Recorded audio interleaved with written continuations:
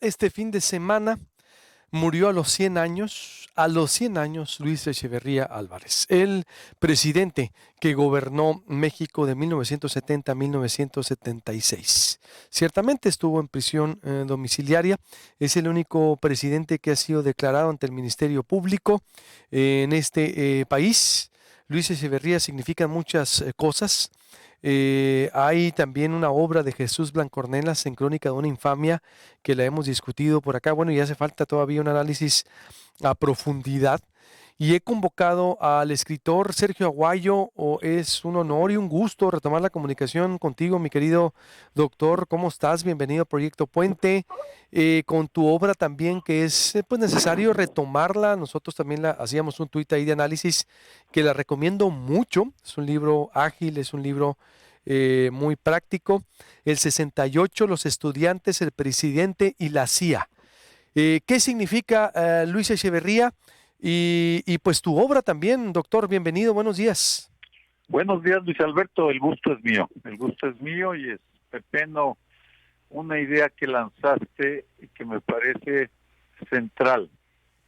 Pese a la relevancia que tuvo Luis Echeverría, pese a lo contradictorio de su sexenio, porque es un personaje que se movió en la contradicción, era eh, furibundamente progresista en lo internacional, pero fue a decirle a Richard Nixon, que lo grabó, por cierto, que no le hiciera caso a su prédica tercermundista porque él estaba con Estados Unidos y que si lo hacía era para erosionar el prestigio de Fidel Castro, de quien también era amigo.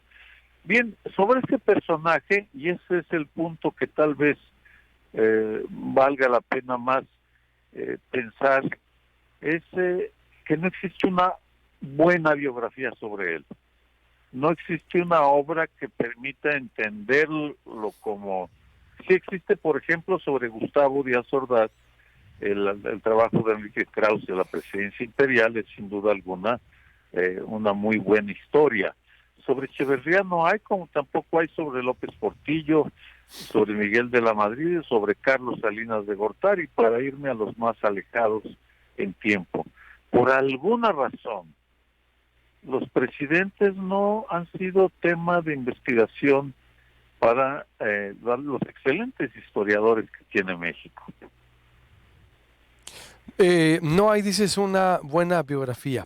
No hay una buena obra, bueno, porque tal vez no hay mucho que aportar, o será que, pues el desprecio popular de la historia, doctor, porque veíamos hasta festejos en redes sociales, el 98%, 99% en los comentarios, salvo Porfirio Muñoz Ledo y Augusto, es decir, el diputado priista decano de 92 años que estuvo con él, que fue integrante de su gabinete, que fue señalado por Blancornelas también como parte de la caída de Carlos Armando Viebrich en el 75, junto con Porfirio Muñoz Ledo. Pues todo lo demás es negativo el legado, doctor. Bueno, sí, pero mira, Luis Alberto, eh, Francisco Franco de España, Hitler de Alemania, Stalin de la ex Unión Soviética, pues son personajes muy repudiados por buena parte de la población y sin embargo sí se han merecido unas muy buenas y sólidas biografías. Porque eh, yo tengo una pésima opinión de Echeverría porque he estudiado fue un matón, fue un represor, eso no hay ninguna duda. Un hombre perverso, un hombre tortuoso, pero también al mismo tiempo que mandaba reprimir y alimentaba de muchas maneras a la que fue la guerra sucia, también creó el Consejo Nacional de Ciencia y Tecnología, el CIDE, el Infonavit, el Festival Internacional Cervantino, gastaba dinero a lo menso, y creó instituciones, algunas de las cuales fueron elefantes blancos, pero otras fueron ideas acertadas. Es a eso a lo que me refiero, es decir, hasta qué punto, por qué prevalece el tema de la violencia. Aquí te doy una respuesta basada en una encuesta ordenada por él cuando era secretario de Gobernación. Cuando era secretario de Gobernación pidió encuestas de opinión para ver la opinión de los habitantes de la capital sobre el presidente Gustavo Díaz Ordaz y los estudiantes. ¿Qué salen esas encuestas? Primero, que los estudiantes no eran bien vistos por los capitalinos.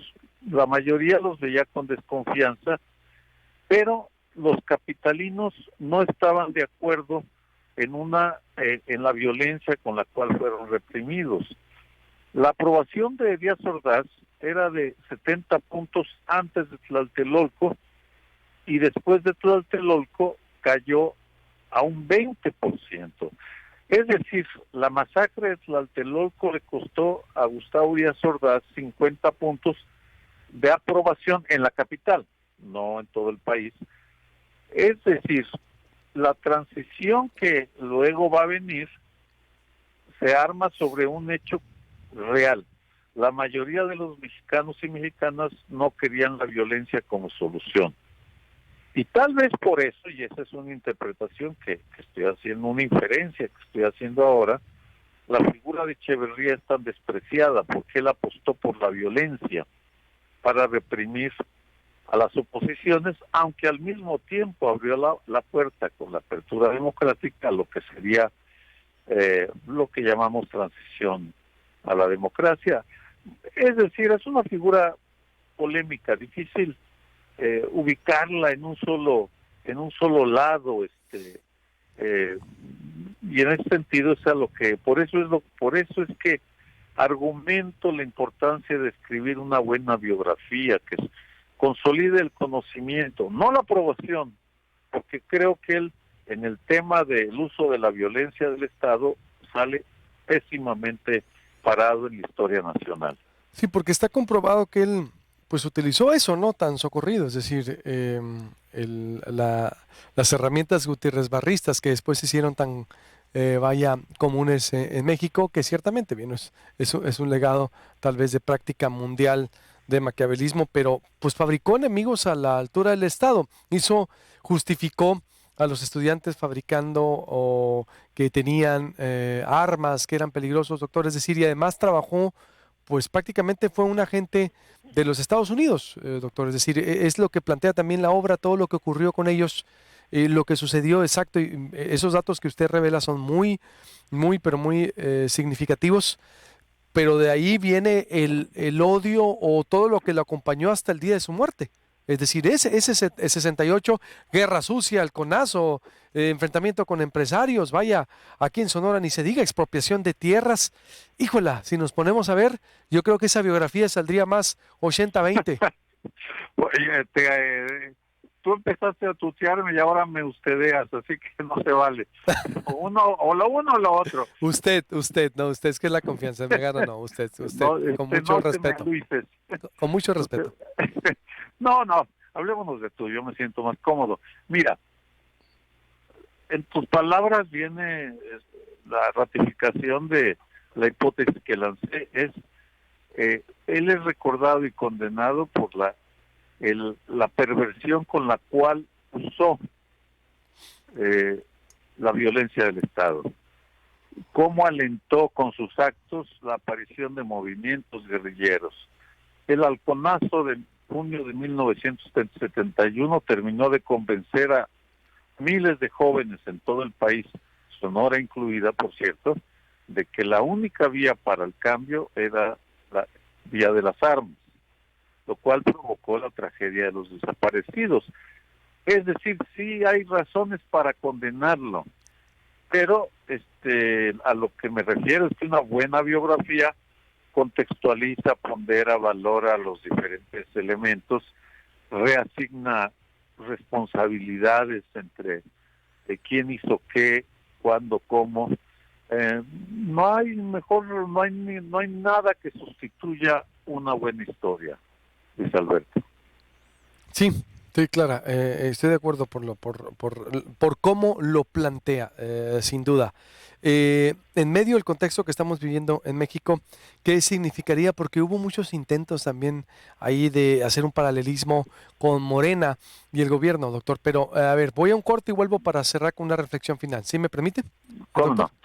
Estoy con el doctor Sergio Aguayo, escritor, y con una gran obra. Reitero que recomiendo mucho leer su libro para entender también el legado y una parte de la historia que está ahí y que necesita siempre ser revisada para pues entender de dónde venimos, hacia dónde vamos y a dónde no queremos ir ya. Volvemos con más información. Estoy hablando con el escritor Sergio Aguayo, analizando el legado de Echeverría, y él da también pues otra perspectiva de cómo la necesidad de una biografía que contraste, una biografía también que pues tal vez pudiera poner otros puntos a debate que no vemos. Dice, fue también él pues el que creó el CIDE, el Infonavit, el Festival Cervantino, que son datos que yo no lo recordaba, doctor, pero son datos importantes y puede haber otro legado, ¿por qué no? Ahí, aunque exactamente su papel en el 68 y todo lo que hemos diseccionado opacan de manera sistemática, creo, a Luis Echeverría. Bueno, el golpe Excelsior, que murió, creo, estaba escuchando por ahí que murió también el día del golpe a Excelsior. Vaya vida, el 8 de julio, doctor. Claro. Es decir, son muchas de las cosas que puede uno resaltar de manera negativa, Sergio Aguayo. Perdón, sí, de Luis Echeverría con usted, doctor. A ver, ¿qué en este gobierno? ¿Qué nos deja de reflexión de lo que estamos viviendo actualmente? Que hubo muchos esfuerzos en las redes para decir es que el gobierno de Morena también lo trata de emular, lo emula, lo imita. ¿Cuál sería su reflexión en ese sentido, doctor? Ay, qué buena pregunta. Bueno, primero, si nos vámonos, es, requeriría un análisis sectorial. Por ejemplo, el gasto social, hay paralelismos en la manera como Echeverría distribuía, un tanto a lo menso, como decía anteriormente, pero distribuía dinero por doquier. Aquí, con el caso de Andrés Manuel López Obrador, también eso está pasando. Lo cual me parece que eso, frente al crimen organizado, que sí representa una amenaza para el Estado. En el caso del uso de la violencia, ya dije, Echeverría y Gutiérrez Barrios sí usaron de manera, y el ejército usaron de manera ilegal, inmoral, perversa, la fuerza para masacrar, para asesinar guerrilleros, desaparecer opositores y incluso matar a civiles. Ahora, si nos vamos a la prensa en el uso de la fuerza, no hay ninguna comparación. Echeverría sí fue un represor de la prensa. Sí, yo empecé mi carrera en el 71, escribiendo editoriales en el 74. Gobernaba Echeverría, publiqué mi primer texto sobre las grandes fortunas de México en el Gallo Ilustrado del Día, periódico que ya desapareció, y llegó la Federal de Seguridad a incautar y destruir el suplemento porque mencionaba la corrupción de Carlos Juan González.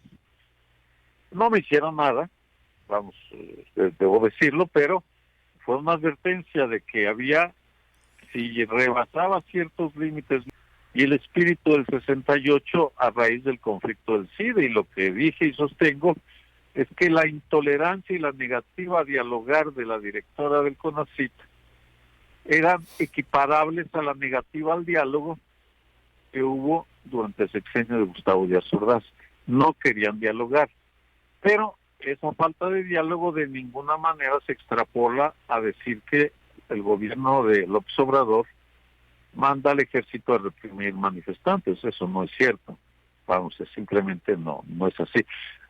Tal vez para el auditorio todas estas reflexiones y matices sean irrelevantes porque, bueno, se busca siempre afirmaciones tajantes, blanco o negro, sobre un personaje, cuando quienes estudiamos la historia de México y de la región, que es nuestro trabajo, pues tenemos que recurrir a matices, y sostengo que en temas de seguridad Echeverría sale reprobado definitivamente, fue un represor, fue un matón, pero no es lo mismo en otros asuntos. ¿Qué prevalece más en la imagen pública? La imagen del matón, porque la sociedad mexicana, por muchas razones, está en contra de la solución violenta de los problemas pacíficos, de los problemas políticos y sociales. Es decir, tenemos una sociedad a favor de la democracia, aun cuando sea esa misma sociedad en algunos sectores muy proclive a la violencia. O sea, esas son las contradicciones que hay en nuestro país, Luis Alberto. Plenamente. Pues conclusión, doctor, el tema es muy largo.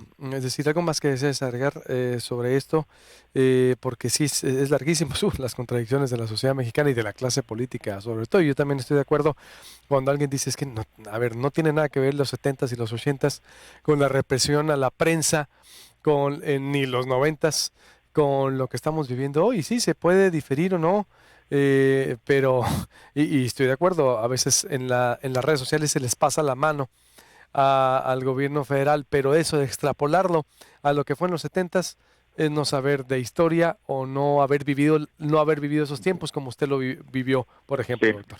Sin duda. totalmente de acuerdo, Luis Alberto.